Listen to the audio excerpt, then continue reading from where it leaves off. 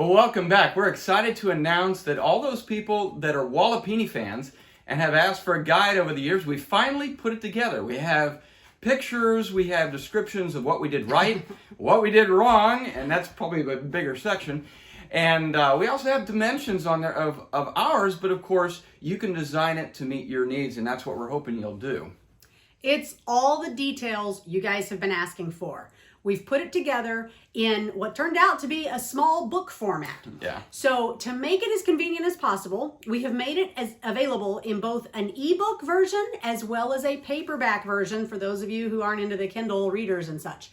So it is just published this weekend. It is available on Amazon.com.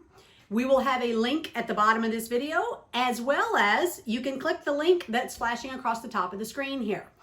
Now, if you still have trouble finding it, all you need to do is go to Amazon.com, type in Walipini Design and Construction.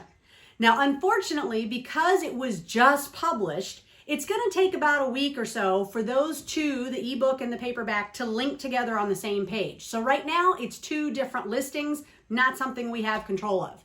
But you can find it pretty easily if you want to make sure the authors are Sean and Danielle Londrigan.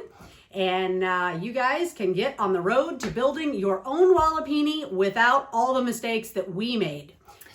And please share your knowledge too with other people. We really hope this becomes a revolution of people producing their own food at home and not relying on the big ag system. Thanks again for watching, and we'll see you soon.